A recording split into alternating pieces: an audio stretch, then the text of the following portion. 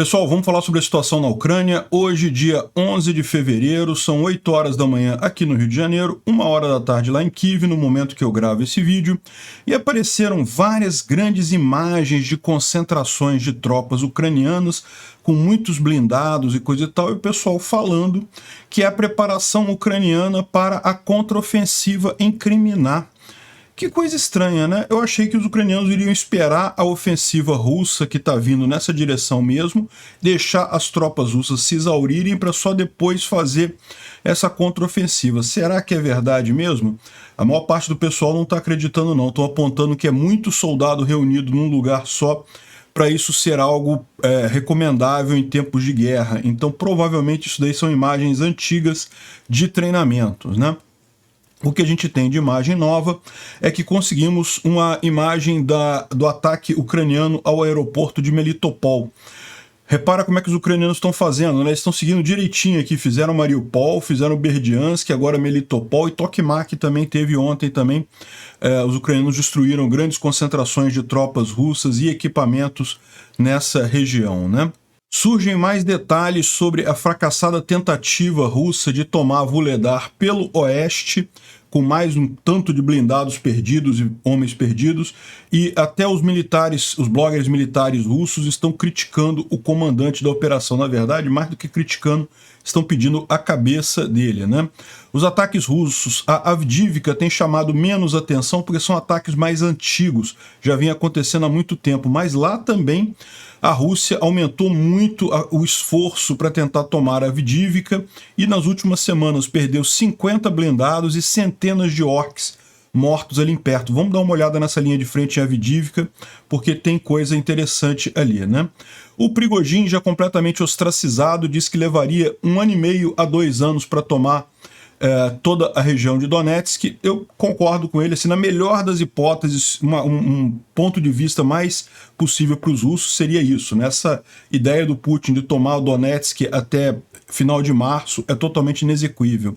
Mas depois ele começa a viajar, fala que em 3 anos consegue tomar Dnipro e que o plano dele é chegar até o Canal da Mancha, entre a França e a Inglaterra. Ele quer tomar toda a Europa Ocidental.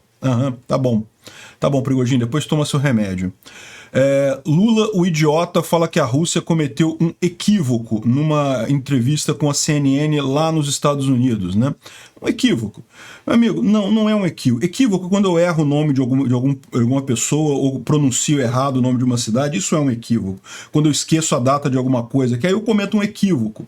O que o Putin fez foi crime de guerra, algo criminoso, um genocídio. Ele saiu matando um monte de gente, mulheres, crianças, um absurdo completo. Não é equívoco. Enfim, o Biden parece que está encostando a faca no pescoço do Molusco para obrigar ele a ajudar a Ucrânia. Tomara que consiga. Espero mesmo que consiga. Vamos ver, vamos torcer por isso daí. Vamos falar sobre esses assuntos e outros assuntos em detalhes. Essas notícias foram sugeridas por ninguém. Eu achei navegando no Xvideos, arquiteto Dom Capistão e outras pessoas. Obrigado aí ao pessoal que sugeriu a notícia. Obrigado a você que está assistindo o nosso vídeo. Se você gosta do nosso conteúdo, por favor, deixe o seu like e se inscreva aqui no canal, né? Pois bem, antes da gente entrar nos eventos de hoje, vamos complementar o que a gente falou ontem sobre os ataques que houve no dia 10 de fevereiro, né? Quando eu gravei o vídeo de ontem, ainda estava acontecendo os ataques com mísseis, né? Mais um grande ataque à infraestrutura civil ucraniana, e na época, no momento, como eu falei, ainda estava acontecendo a coisa, não tinha como dar os resultados finais daquilo ali, mas agora a gente já tem essa informação. Os ucranianos derrubaram 61 dos 71 mísseis de cruzeiro de vários tipos, né? Ra-101, Ra-555, Calibre, e também derrubaram 5 drones Shahid que foram usados lá, né? Então isso foi uma taxa de intercepção de 86%, o que é ainda maior do que o que tenha ocorrido na Ucrânia de 80%. Ou seja, cada vez mais a Ucrânia consegue uma defesa antiaérea efetiva contra esses ataques russos, né? Mas é lógico, embora a maior parte dos mísseis tenha sido derrubado, alguns atingiram o alvo, e a DTEK, que é uma das empresas de energia lá da Ucrânia, está afirmando que 4 plantas térmicas foram danificadas e 2 empregados dessas estações foram feridos. Não houve mortes, mas houve ferimentos nisso daí, né? As plantas estão sendo reparadas, evidentemente, devem voltar à operação muito em breve, mas isso já deixou algumas regiões da Ucrânia sem luz, esses ataques. Por mais que a maior parte dos mísseis tenha sido derrubada, sempre acontece isso, né? E de noite, ontem, na noite de ontem para hoje, houve mais uma leva de ataques com drones Shahed. Isso aqui foi em Kharkiv, tá vendo? Tá vendo o Gepard, né? Que é aquela metralhadora alemã que derruba esses drones, né? Entrando em ação aqui. Dos 28 drones Shahed 136, 20 foram derrubados pelos ucranianos, outros acabaram atingindo seus alvos e causando algum dano sim, tá? Bom, e aí vem a grande imagem, a grande questão que muita gente está colocando, né? Olha essa imagem aqui, é um bocado de soldados ucranianos no que parece ser uma encosta de uma colina, com mais um monte de blindado na frente, e ali embaixo você tem alguns ucranianos. Repara, isso aqui parece um mapa de batalha, né? Parece um mapa explicando qual será a estratégia que eles vão usar e coisa e tal. E algumas pessoas publicaram isso daqui. Esse cara aqui nem falou isso, falou aqui, preparação. Mas tem algumas pessoas dizendo, olha só, ucranianos preparados para a ofensiva em Kreminá. E eu achei estranho isso, mas não é só esse daqui não, tá? Olha aqui, ó, esse aqui também falaram aqui, ó, os BMPs britânicos já estão todos preparados para a ofensiva em Kreminá. Será que a Rússia está preparada também? Que são ucranianos, são, tá? Tanto nesse daqui quanto no outro, dá para ver pela padronagem do uniforme, pelos detalhes aqui da bandeira ucraniana, então aqui também aparece isso daí. E esses BMPs são recentes, não são antigos, né? Tem um outro aqui também, ó, um outro vídeo que soldados ucranianos preparando para engajar com o inimigo. De novo, dá para ver um monte de soldados, certamente são ucranianos. Está na época de inverno e, segundo dizem as pessoas, estão se preparando para avançar sobre os russos, né? Mas o que o pessoal tem comentado é que, e eu concordo com isso, é que essas imagens é muito agrupamento de gente num lugar só. Os ucranianos não fariam isso, até porque isso estaria entregando a posição deles, né? Por mais que pareça que só tem árvore aqui, coisa e tal, no final das contas a capacidade de geolocalização hoje em dia é uma coisa fantástica. Com pouquíssimos elementos o pessoal consegue descobrir onde é que está exatamente isso daí. Então, na verdade, o mais provável é que todas essas imagens aí sejam imagens de treinamentos anteriores dos ucranianos, ou seja, né, antes da guerra, talvez até treinamentos que eles fizeram no mesmo período de inverno, evidentemente, para ter a neve na região, né, mas isso aí todo ano tem lá na Ucrânia. Então, o mais provável é isso daí. O curioso só fica por conta dos BMP FV-103 aqui, né, britânicos, que são relativamente novos, mas não se sabe. Pode ser até na Inglaterra isso, treinamento lá na Inglaterra é uma possibilidade, né? Eles estavam treinando alguma coisa lá. Enfim, não sabemos se vai ter alguma coisa realmente. Na linha de frente, no campo de batalha, não teve nenhuma grande mudança no sentido de ofensivas ucranianas, né? O que a gente vai ver hoje mais de linha de batalha é justamente o contrário, são os russos se ferrando nessa linha de batalha, perdendo um monte de coisa.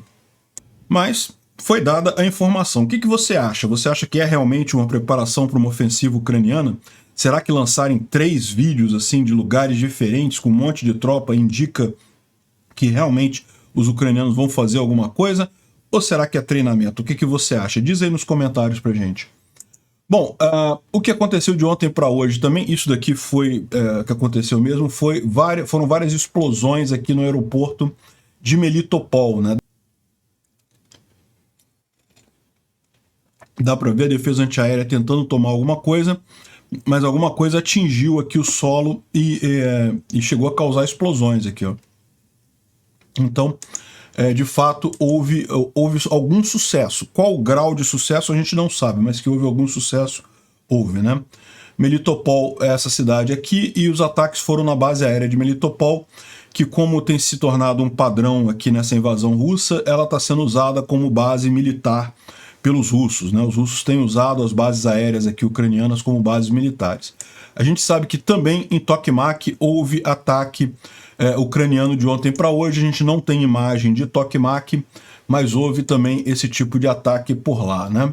O objetivo desses ataques, evidentemente, é a questão das preparações russas para um potencial ofensivo. Vocês sabem, os russos têm trazido muitas concentrações de mobilizados aqui para Melitopol, para Berdiansk e várias regiões por aqui, justamente no intuito de ou fazer uma grande ofensiva ou resistir à ofensiva ucraniana, né?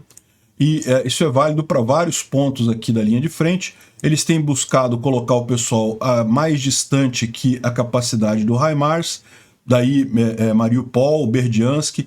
Melitopol está também, tal como Berdiansk e Mariupol, está no limite do alcance do HIMARS, né? Se você olhar aqui, assim, dá para atingir, mas é ali no limite. De qualquer forma, de alguma forma, pode ter sido HIMARS, pode ter sido outra coisa, pode ter sido drone, os ucranianos atingiram essas bases russas ali na região ocupada, né? Bom, e olha só que curioso, né? De ontem para hoje, o exército ucraniano está estimando as perdas russas em 1.140 homens, ou seja, soldados russos mortos de ontem para hoje, né? Então foi mais uma grande quantidade de orcs eliminados aí, né? E lembra que a gente mencionou, inclusive no vídeo de ontem, que um especialista de inteligência americano esperava que antes da ofensiva russa, os números de mortos iriam subir para 1.500, 2.000 por dia, justamente indicando esse trabalho dos ucranianos de atingir a retaguarda russa e eliminar muitas tropas, né? De vez em quando aparecem uns comentários aqui no canal, né, certamente de Russet, né, dizendo que mas você só fala as perdas russas, é como se a Ucrânia não tivesse morrido ninguém, coisa e tal. Bom, primeiro, isso é falso. De vez em quando eu falo sobre as perdas ucranianas, sim, mas falo com muito mais espaço e muito mais cuidado, porque os ucranianos são vítimas. Existe uma diferença entre você matar um invasor que está invadindo a sua casa e alguma pessoa da sua família morrer porque foi invadida por um invasor. Você percebe isso? Ucranianos são vítimas, então é preciso tomar muito cuidado na hora de divulgar números. Mesmo assim, de vez em quando eu faço isso. Agora, morte de invasor russo é para comemorar, é por isso que eu falo aqui, tá? Só para ficar avisado para todo mundo. Outra coisa que aconteceu ontem foi um ataque russo à ponte de Zatoka, lá na Ucrânia, né? A ponte de Zatoka é essa ponte aqui, ó, que liga uma parte de Odessa, né?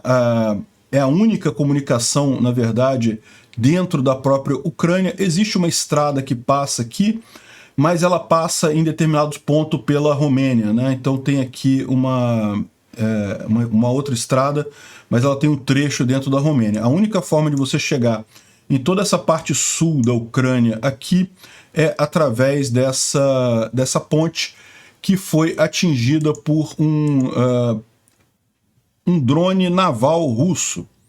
E daí, isso é importante, né? O H.I. Sutton, né, que é especialista em marinha, tá falando aqui, tem um vídeo do que acontece aqui, tá vendo? Chega o dronezinho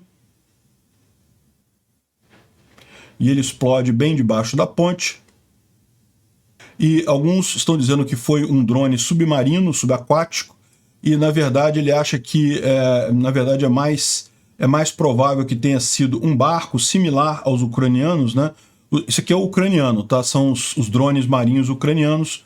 E agora, realmente, os russos terem feito isso é um grande desenvolvimento, né? Ou seja, significa que os russos conseguiram, de alguma forma, imitar os ucranianos e fazer alguma coisa similar, né? A ponte é uma ligação estratégica entre a Ucrânia, a Moldova e a Romênia. Eu peço desculpas, eu tenho a mania de ler os nomes em inglês e pronunciar eles como está em inglês, que é Moldova e România, mas não, em português é Moldávia e Romênia. Isso é um equívoco, tá vendo, Lula? Lula, equívoco é isso, você erra às vezes uma coisa assim, isso é um equívoco. O que o Putin fez foi um genocídio, foi um crime de guerra, foi algo absurdo, totalmente despropositado. Bom, a gente vai falar sobre isso mais adiante. Então, ela já havia sido atingida pelos ataques russos antes, pelo ar, né? E dessa vez foi atingida por terra. Isso daqui foi o ataque feito em abril de 2022. Ela já foi consertada e não consta que esse novo ataque tenha sido... Mas não consta que tenha sido algo muito danoso, né? Bom, como a gente falou alguns dias atrás, a Starlink está limitando o uso de antenas da Starlink lá na Ucrânia para drones, né? E eu, naquela época, e muita gente entendeu isso como drones aéreos. E eu fiquei curioso, como é que eles iam impedir isso, né? Porque, na verdade, o drone ele não tem uma antena da Starlink, né? A antena da Starlink é usada na base apenas. Como é que ele faria para impedir isso? Aparentemente, segundo está dizendo o H.I. Sutton aqui, na verdade, o drone que ele está se referindo eram justamente os drones navais ucranianos. Você lembra? Os ucranianos desenvolveram esses drones navais que conseguiram, com muito sucesso, destruir uma boa parte da frota russa ali no Mar Negro, causar muitos danos lá, e eles usavam aparentemente um Starlink para manter a conexão. E isso é que foi cortado aparentemente pelo pessoal da Starlink, né? Muito lamentável isso. Agora a gente está numa situação que a Rússia pode usar esses drones submarinos e os ucranianos não podem neste momento devido à limitação da Starlink, mas eu tenho certeza que os ucranianos vão providenciar alguma outra coisa para resolver esse problema, né? Bom, uma outra informação curiosa aqui é na região da Crimeia, no pescoço da Crimeia ali, né? A Crimeia, ela é uma península, mas passa um pedaço aqui bem pequeno aqui, né, que liga aqui Perekop e Armiansk, e os russos estão enchendo de fortificações aqui. Ó. Se você olhar aqui as trincheiras que eles estão cavando, um enorme mapa de trincheiras aqui. Eles estão realmente preocupados com uma potencial chegada dos ucranianos ali na região, né? Bom, vamos falar de Vuhledar nas últimas 24 horas. Isso aqui foi um reporte do Tatarigami ontem, no final do dia, às 19h30. E o inimigo, os russos, continuaram um assalto ocasional, o que é uma boa notícia. Mais veículos e pessoal foram eliminados. Não tem vídeos dessa vez devido à distância, mas provavelmente na próxima semana ele vai colocar alguns vídeos de evidência de mais russos destruídos, mais tanques destruídos. Ele complementa aqui que a mídia tem focado muito na 155ª Brigada, né, de marines russos, né, que seria a principal força ali, mas como ele explicou, na verdade não é só isso, tem a 40ª Brigada de marines russos também, tem a 36ª, 37ª e 72ª brigadas de rifle motorizado, e ainda tem unidades separadas e coisa e tal, tem tudo isso ali dos russos tentando atacar Vuhledar e todo mundo morrendo igualmente, né? E ele está dizendo aqui que amanhã vai publicar algum material interessante. Vamos ver, fiquei ansioso. Curiosamente, a gente tem uma informação aqui do Reporting from Ukraine exatamente sobre esses ataques que estão acontecendo aqui próximo a Boroyavenka. Boroyavenka é essa cidade aqui que está bem atrás de Vuhledar, né? E aparentemente qual foi a questão? Os russos estavam vindo aqui, lembra, a gente mencionou isso várias vezes, eles estão aqui em Pavlivka e Mikilsk, nessa região aqui. Deixa eu expandir isso aqui para ficar mais fácil de ver. E daí eles estavam tentando tomar essas dachas daqui, depois tentaram fazer ataques aqui a leste de Vuhledar, então ficaram tentando avançar por aqui, não conseguiram. Foi aqui que eles perderam aquele monte de tanque, aquele monte de coisa, uma tragédia danada, né? Aí um comandante russo teve uma brilhante ideia. Poxa, por que ao invés de a gente vir por aqui, a gente não vem por aqui? Aqui tem um monte de nada, um espaço vazio danado. Então a gente pode avançar por aqui e chegar na retaguarda de Vuhledar e tentar, por exemplo, bloquear o ajuda de Boroyavlenka para Vuhledar, né, através dessas estradas que tem aqui, e daí fica muito mais fácil tomar Vuhledar, né? Então, bom, e aí o Reporting from Ukraine fala que esse era o planejamento deles, né? Ou seja, fazer um grande saliente aqui russo, de forma que os ucranianos que estão nessas posições aqui, realmente não tem nenhuma grande posição ucraniana aqui no meio, isso acabaria ameaçando Vuhledar, né? E daí eles poderiam tentar tomar Vuhledar dessa forma, né?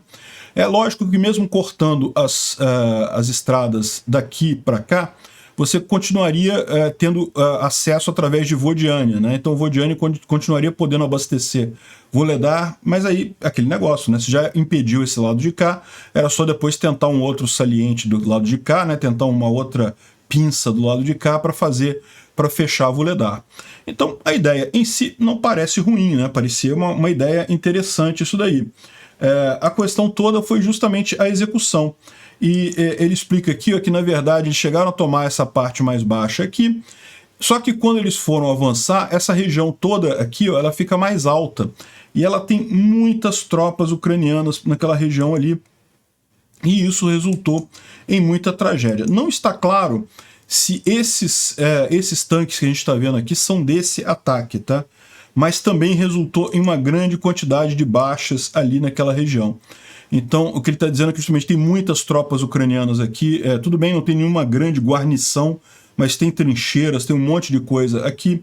E os russos foram dizimados completamente nessa tentativa deles de avançar.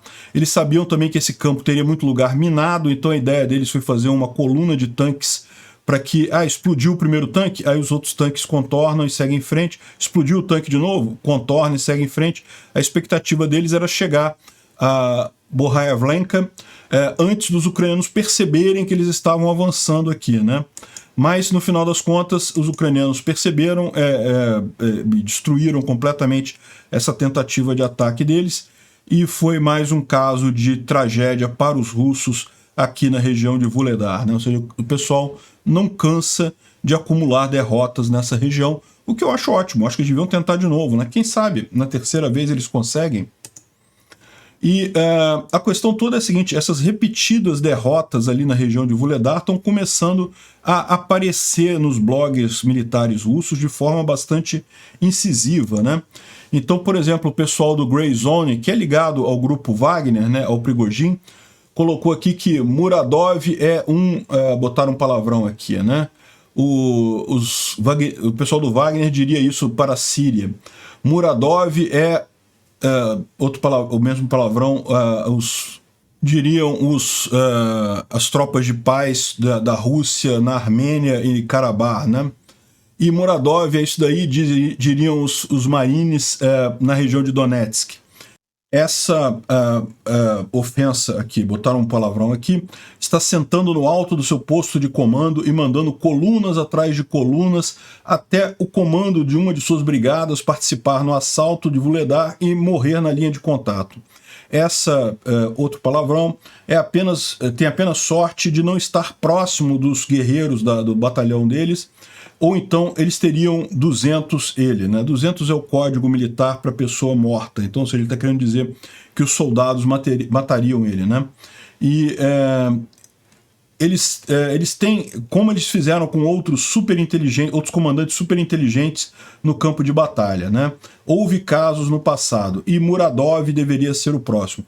Muradov, como vocês podem imaginar, é o comandante que está supervisionando a área de Vuhledar, comandante dos russos, e que tem feito essas diversas tentativas aí atabalhoadas que resultaram na morte de muita gente, né? E uma referência aqui que o Dmitry acrescentou é que lá no início da guerra, isso não foi agora não, tá? Isso foi lá em abril, maio, a 14ª Brigada de Forças Especiais, os soldados dessa brigada mataram o comandante, o coronel Sergei Polyakov, porque ele teria feito tomado decisões muito idiotas, do tipo do Muradov aqui que ele falou aqui. Então, ou seja, o que ele tá recomendando, o que o pessoal está dizendo aqui do grupo Wagner é que os soldados deveriam matar o próprio comandante ali para ele pagar pelo crime do que ele está fazendo lá, das decisões erradas, né? Mas a verdade é a seguinte: o que esse pessoal falha em entender é que, na verdade, o Muradov ele está sem opções. É o que eu falo para vocês, a grande questão aqui em Vuhledar é que é uma situação muito difícil mesmo para os russos, né? A cidade fica no alto, tem vários prédios altos de concreto que os ucranianos podem se esconder com facilidade e usar para atingir os russos. E fora isso, toda essa região aqui em volta, tudo planície, tudo aberto. Então os russos não têm como se aproximar sem serem vistos e coisa e tal. Então é muito difícil mesmo a situação. O problema todo é justamente que o cara está sendo muito pressionado pelo comando do exército, né, pelo alto comando do exército russo, a avançar a qualquer custo, né? Como a gente falou, a ideia é que houvesse um breakthrough russo aqui em Vuhledar. O que os russos queriam é que houvesse os russos conseguissem avançar aqui, ou então em Avdiivka, a gente vai falar de Avdiivka daqui a pouco, ou então em Bakhmut também, em qualquer um desses lugares, de forma que os ucranianos mandassem suas reservas para cá e isso deixasse as tropas aqui nessa região menos guarnecidas, porque é aqui que vai vir a próxima grande ação aqui na região de Luhansk, né? Então a ideia deles era essa, era ter alguma coisa para distrair os ucranianos, e daí ele estava sendo muito forçado, porque lembra, dia 21 agora é o discurso do Putin, ele tem que ter alguma coisa para mostrar, né? Enfim, esse é o problema. De qualquer forma, eles continuam numa situação muito ruim, né? Uma outra informação interessante que a gente tem aqui, alguns vídeos aqui de um Ozint UA, que está mandando para a gente. Ele é um militar ucraniano que está próximo ali de Avdiivka, né? E a gente tem falado muito de Vuhledar, de Bakhmut, mas Avdiivka, que fica aqui no meio, não é muito mencionada e está sendo também alvo de muitas tentativas russas de avanço aqui, porque aqui seria um outro lugar que os russos conseguiriam, talvez, eventualmente, um breakthrough e forçariam os ucranianos a mandar tropas, né? Avdiivka também tem a mesma vantagem de Vuhledar, é uma cidade que fica numa posição mais alta, tem muitos prédios altos aqui, e além disso, Avdiivka tem uma região, um monte de rios e lagos aqui no entorno, tá vendo? Que torna muito complicado. Não é por outro motivo que a briga aqui em Avdiivka vem desde 2014. Dá para ver aqui, ó, a fronteira, que essa fronteira, essa linha vermelha mais forte aqui nesse mapa é a fronteira de 2014. Né? Então, ou seja, desde aquela época, os russos que estão baseados aqui em Donetsk, que é a grande cidade russa ocupada na região de Donetsk, eles tentam tomar Avdiivka e não conseguem, justamente pela geografia privilegiada e, lógico, também pelo bom planejamento dos militares ucranianos na região, né? E daí ele está mostrando aqui alguns vídeos de tentativas que foram feitas aí nos últimos dias, nas últimas semanas. Eu não posso mostrar muita coisa porque tem um monte de corpos aqui e o YouTube não gosta disso. E na visão dele aqui ele fala que entre 15 de janeiro até 10 de fevereiro eles perderam 30 BMP, 7 tanques e mais 20 blindados de outros tipos, né? Ou seja, mais de 50 blindados no total foram destruídos só na região de Avdiivka. Então repara como é que ali também os russos têm empenhado muito para conquistar alguma coisa e não conseguem avançar nada devido justamente a essa dificuldade, né? Bom, vamos dar uma revisão aqui na linha de frente, ver o que tem de novidade. Eu adianto para vocês que uma coisa que dá para notar é, por exemplo, como que intensificou essa região aqui. Ó, se você olhar aqui, esse aqui é um mapa dos bombardeios registrados dos russos nos ucranianos, né? Os ucranianos registram todo lugar que eles sofrem bombardeio, e esse daqui é um mapa, né? E repara como está muito forte aqui também na fronteira de Kharkiv com a Rússia. Isso aqui é preocupante.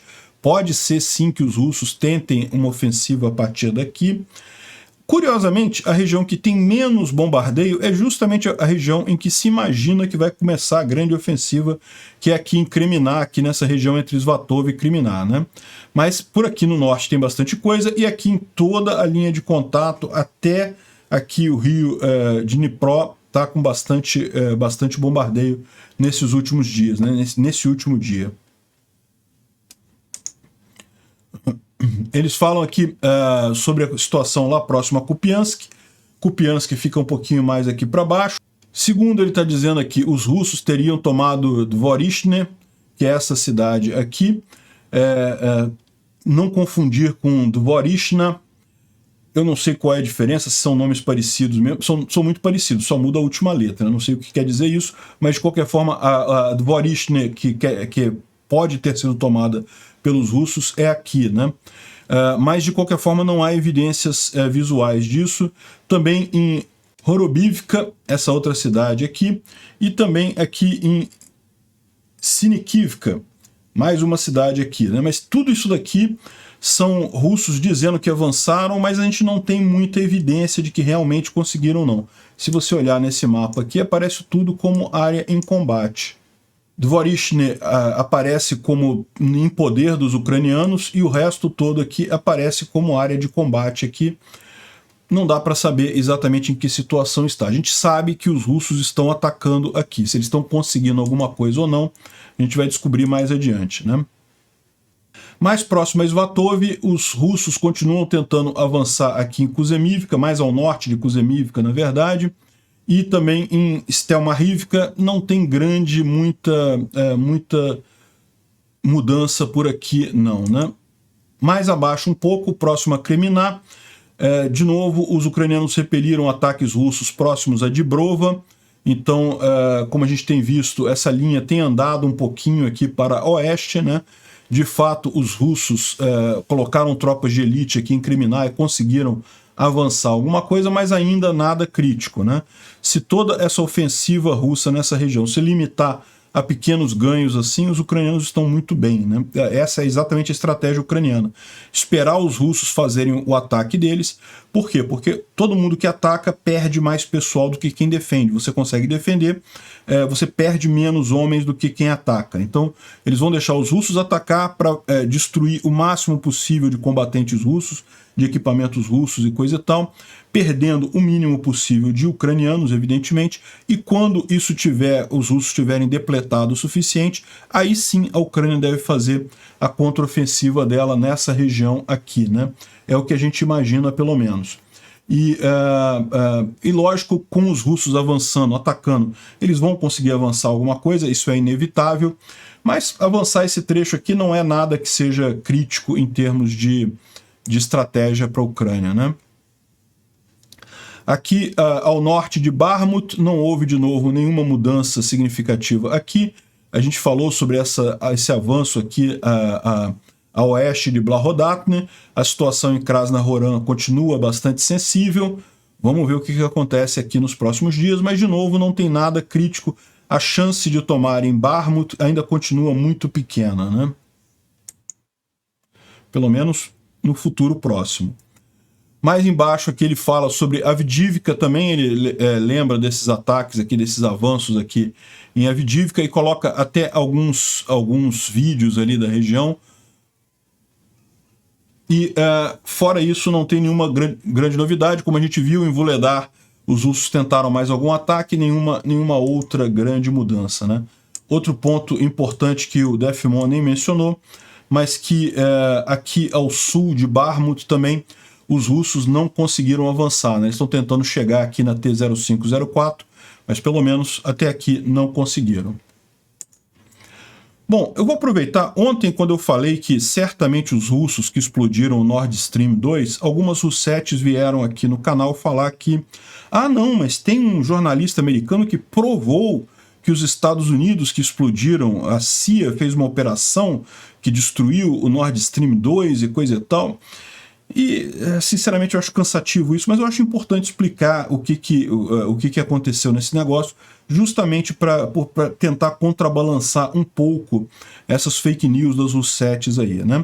Sim, de fato, um jornalista conhecido como Seymour Hersh, ele ganhou alguma fama quando ele conseguiu fazer uma reportagem investigativa no Iraque, denunciando maus tratos dos combatentes americanos a prisioneiros de guerra iraquianos.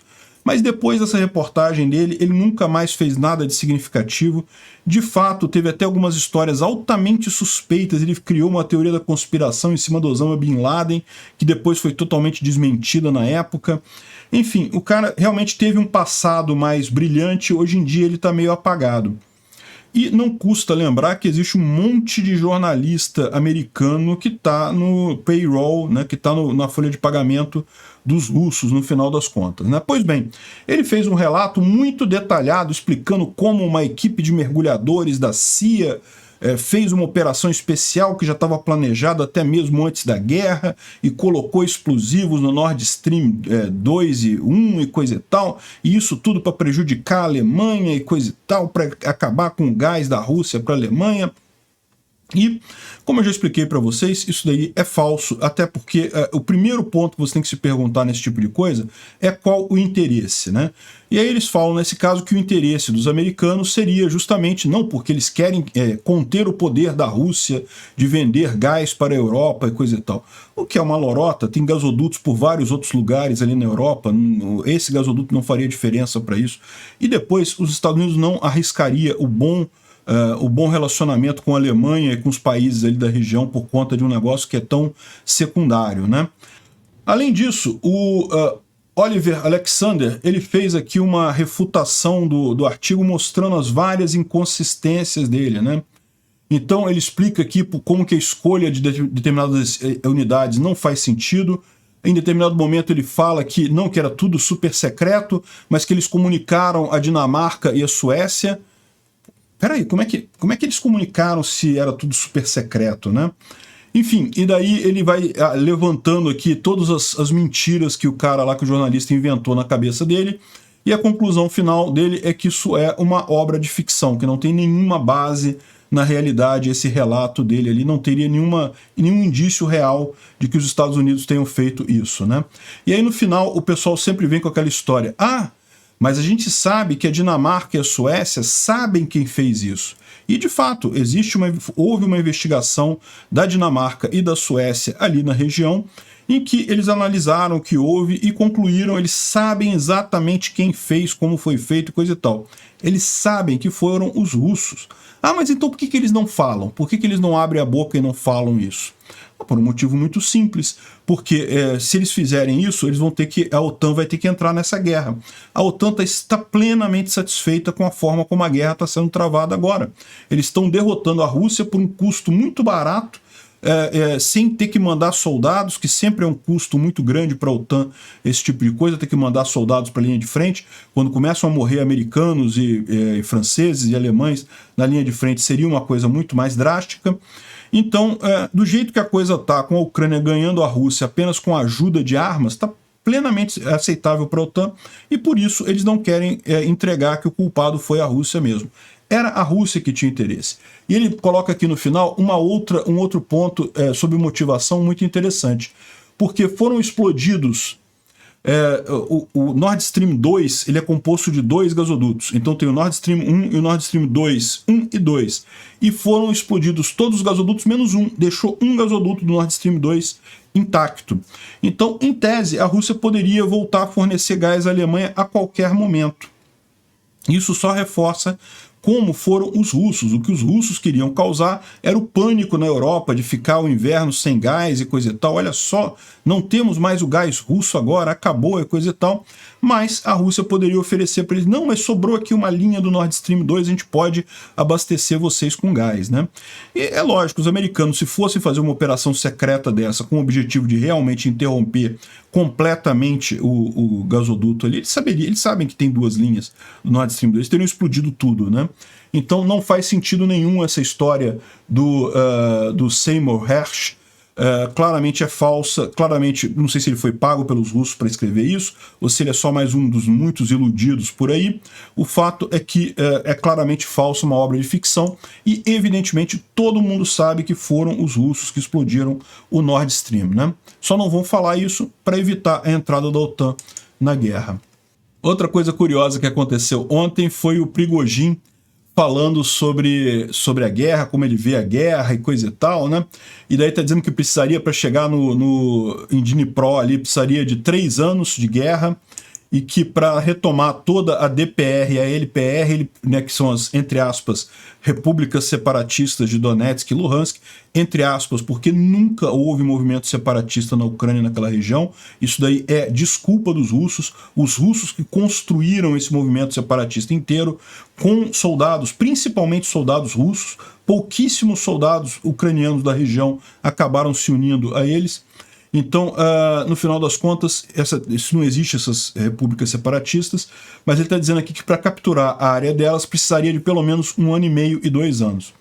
Isso me parece uma coisa muito mais razoável do que o que disse o Putin, né? O Putin falou que é para tomar tudo até o final de março, o que é claramente impossível. Mesmo em 1 a 2 anos, assim, eu estou dizendo que é mais razoável, mas eu não acredito que a Rússia teria condições de fazer de qualquer forma. Mas, no mínimo, é mais razoável o prazo, né? Mas o mais engraçado é que o cara se empolga, né? E daí, não, a gente precisa chegar no canal inglês, né? Que é o canal da Mancha, que a gente conhece aqui no Brasil, que é o canal ali entre a Inglaterra e a França. E aí eu teria meu plano perfeito, porque depois disso a gente daria a França e a Itália para os ucranianos, para eles não ficarem chateados e coisa e tal.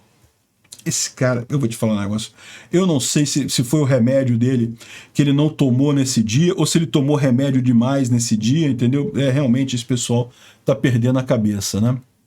Bom, tem uma informação aqui trazida pelo general SVR que um antigo agente de proteção que era um guarda pessoal do Dmitry Medvedev fugiu da Rússia e estaria estaria fazendo chantagem com o Medvedev para não vender materiais e vídeos que teria do Medvedev, né?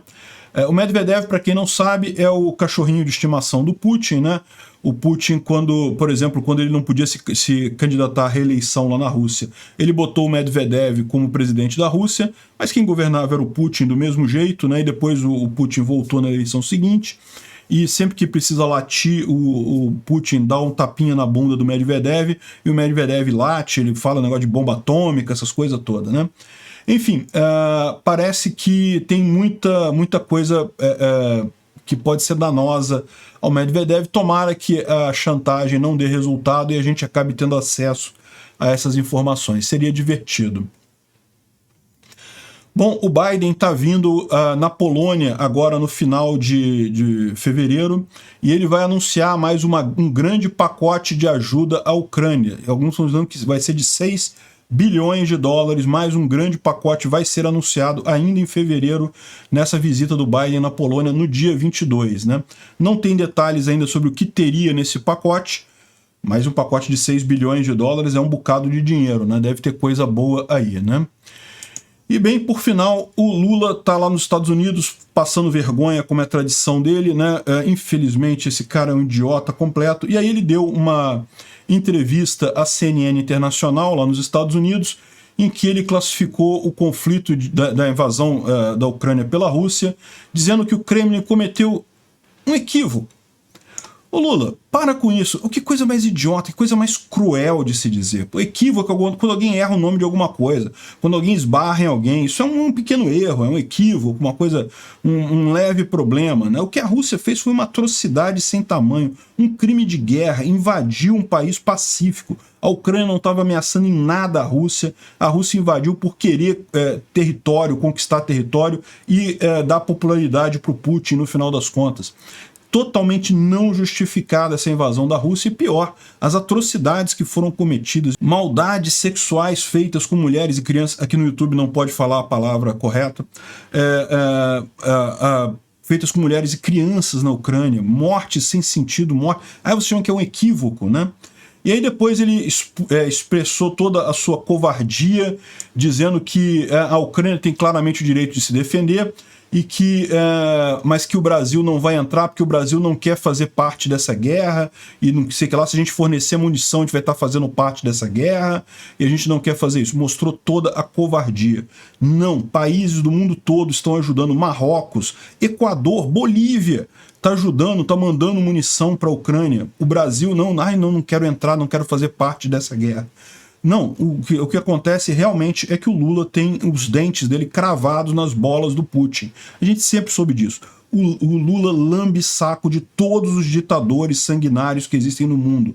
É Putin, é Xi Jinping, é o cara do Irã, é Venezuela, é Cuba, toda essa falência moral do socialismo no mundo, o Lula adora e paga pau, né? Agora, estão dizendo... E aí não saiu esse comunicado em lugar nenhum ainda, que o Biden vai encostar a faca na garganta do molusco.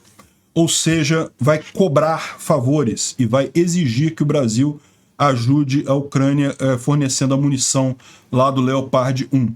E eu não tenho dúvida que o Biden tem meios de forçar o Lula a obedecer esse tipo de coisa. Eu torço para que consiga. Se conseguir, ótimo. O Lula querer, ele não vai. Se o Lula tiver alguma alternativa, ele não vai ajudar a Ucrânia. Mas pode ser que o Biden coloque ele num cantinho de tal forma que ele não tenha nenhuma alternativa realmente. Vamos ver se a gente tem alguma boa notícia nisso daí nos próximos dias aí dessa visita do Lula, né? E, bom, eu vou deixar no link do vídeo o link para sites onde você pode doar ajudar o esforço de guerra da Ucrânia. Eu recomendo que todos façam isso, eu faço periodicamente isso. Tem 3 sugestões ali. Tem vários outros canais que também recebem doações para a Ucrânia, mas tomem cuidado, tá? Porque de vez em quando aparecem uns picaretas aí que dizem que estão arrecadando dinheiro para a Ucrânia e não estão, né? Esses 3 que tem aí embaixo, eu fiz muita pesquisa, são os que eu dou pessoalmente para eles. Então eu recomendo, mas também tem outros que são legítimos também, sem dúvida alguma. De qualquer forma, lembra, essa guerra é a guerra de todas as pessoas, é a guerra do mundo livre contra uma ditadura sanguinária que acha que pode usar a força para invadir outros países. Obrigado por assistir o vídeo até o final. Além de curtir, compartilhar e se inscrever no canal, considere se tornar patrocinador com valores a partir de R$ 1,99. Clique no botão Seja Membro abaixo para saber as condições e vantagens de patrocinar o canal. Mais informações sobre o nosso projeto, visite nossos sites indicados na tela.